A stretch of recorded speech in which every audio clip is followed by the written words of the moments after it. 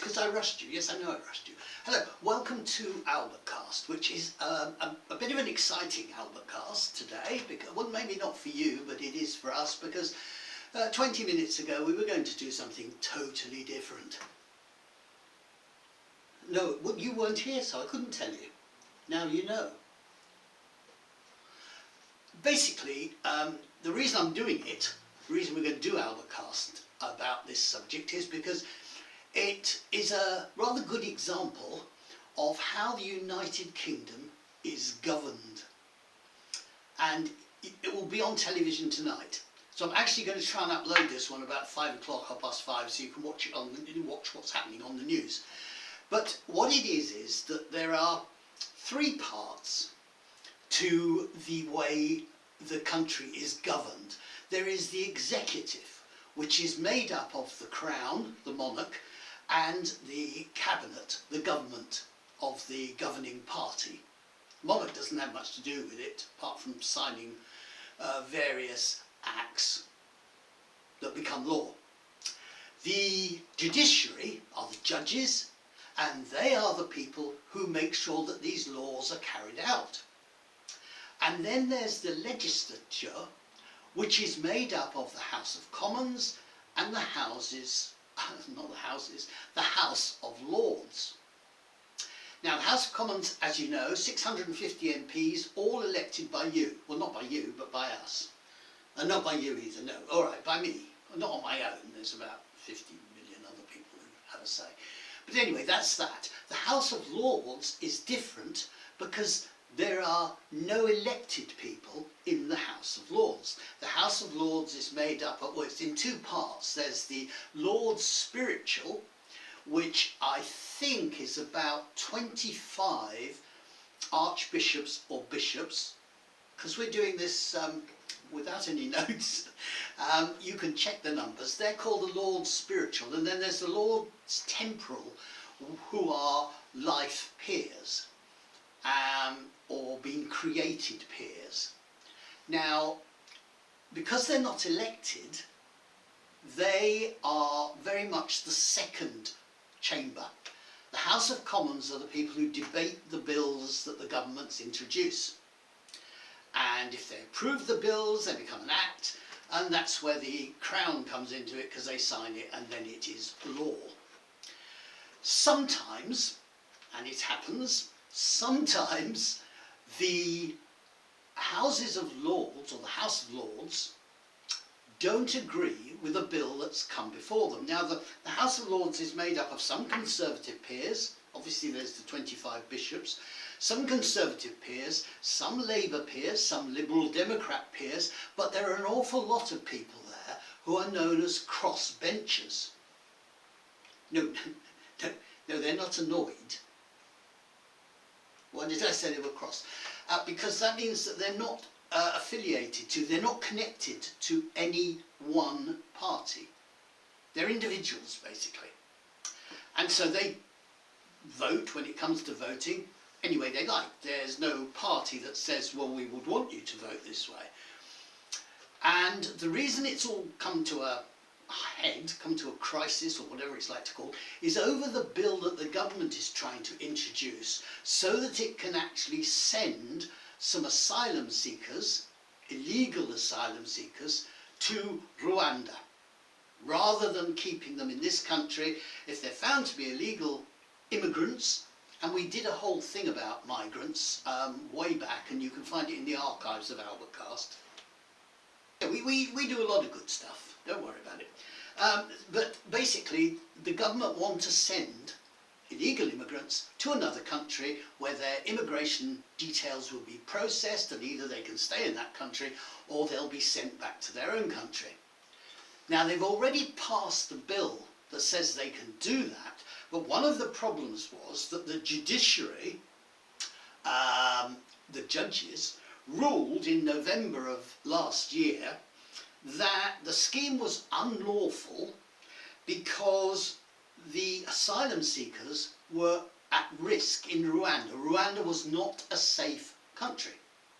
Now, because the judiciary, the legislature and the executive are supposed to be independent, the government had to abide by that, but they're now introducing a bill called the Safety of Rwanda Bill.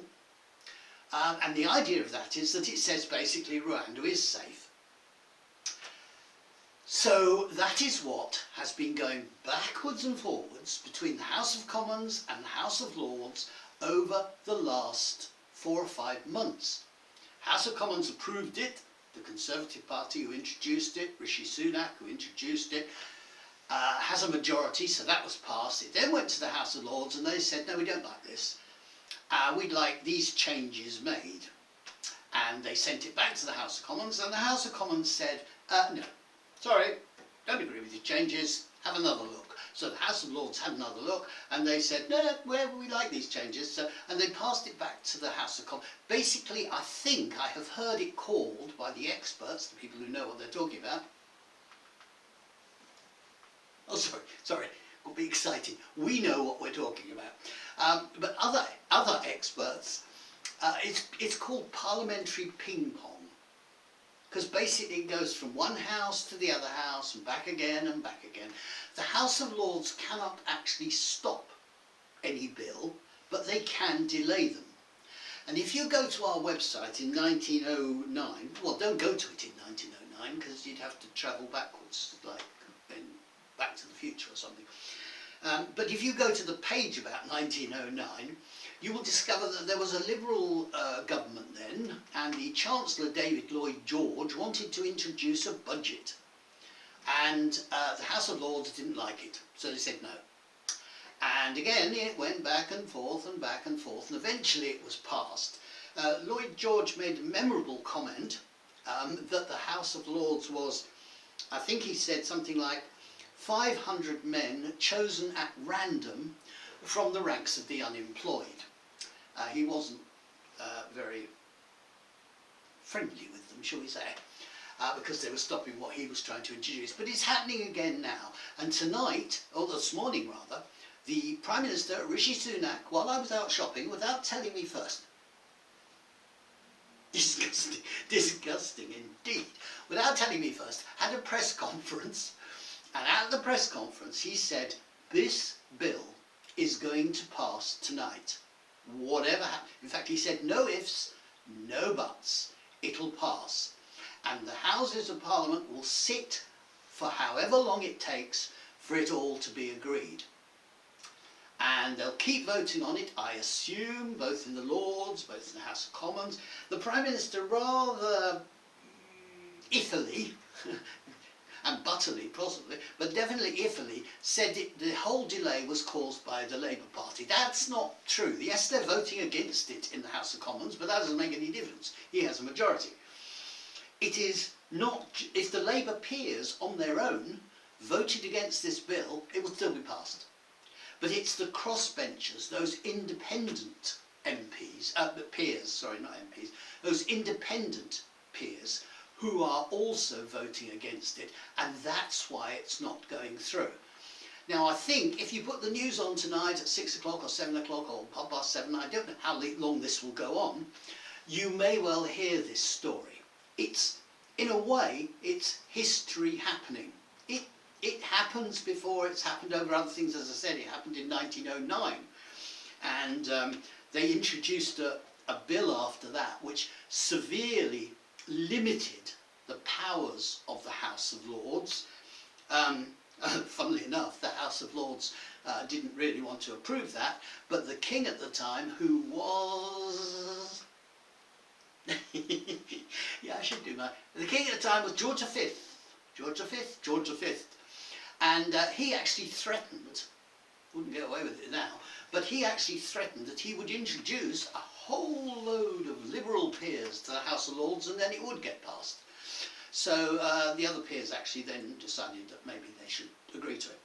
But it is a very good example of how the United Kingdom is governed, how the Houses of Parliament work. Houses of Parliament is, as you know, made up of the House of Commons and the House of Lords. And it will be quite interesting to watch and see what happens. The Prime Minister has also said, and we'll talk about this another time, about the actual bill, about what's happening with migrants. As I said to you, we've done something on migrants before, but it will be interesting to see whether this actually does act as a deterrent, one interesting point. And the second interesting point is the Prime Minister originally said the flights will happen before the end of spring. And his latest thing this morning was that he said it would happen within 10 to 12 weeks. Now, my calculations, and I'm good at maths, yes, my calculations said if they happen 10 weeks from now, it'll be in July. And you can't really claim that July is spring. So he's not been able to meet his first target. He did say, to be fair to the Prime Minister, he did say in his press conference this morning, how do I know I was out shopping? Well, he was going up and down the aisles with me. Yeah, I'm lying. He did say in his press conference this morning that it was later than he wanted it to be. So he was admitting that he didn't meet his original target. But will a flight, some flights, take off within 10 to 12 weeks?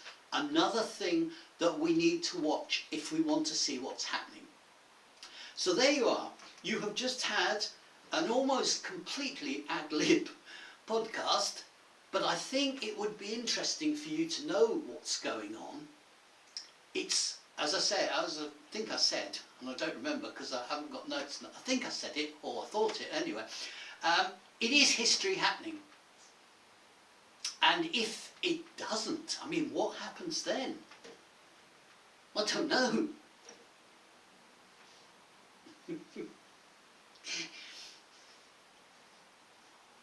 Yes, there are things I don't know.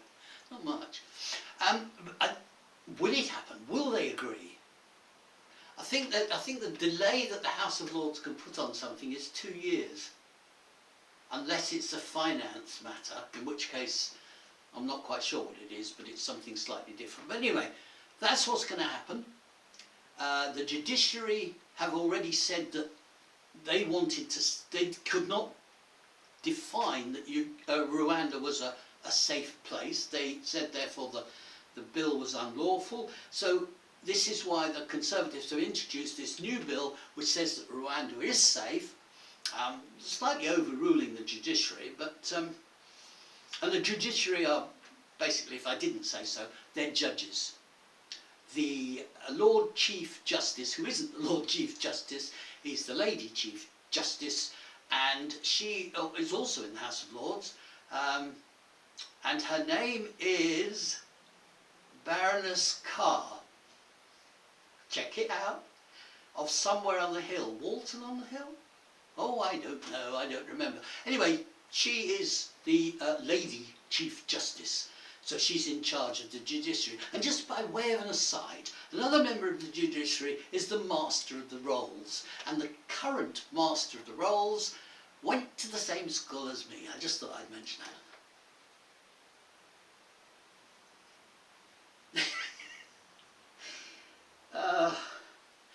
No, he didn't look after the lunch break.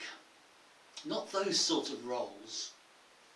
We'll talk about this another time, but yes, he was at the same school. I think he was there at the same time. He's slightly, he doesn't look it obviously, but he is slightly younger than me, by about 5 years. And I was there for 6 years, so I think maybe he was there when I was there. It's also possible, actually, sorry, you're getting an ad-lib thing here and everything. I think maybe his brother, oh, could this be? His brother might have been in my form.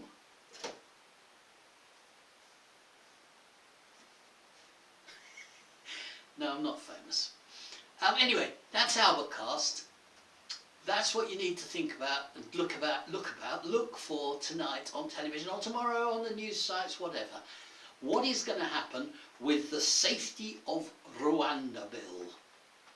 Will it be approved by both houses? If it is, will it get the royal assent? If it does, how long before the flights take off? Or will somebody choose to appeal against being deported to Rwanda? This is very much something that Rishi Sunak has promised, that other problem, and this is going off in all directions here, the other problem is that although he's promised it, it wasn't in the Conservative Manifesto of 2019, therefore sorry, not you, because you don't vote, when I didn't vote Conservative, I'm giving away things here, but if I had, I wasn't actually voting for this as being part of what they were going to do. So, strictly speaking, although you can say this is what the public want, they haven't actually voted to say that. So there we are. Safety of Rwanda bill tonight on television. See you next week. Will we know what we're doing next week? Probably not. You never know. Night.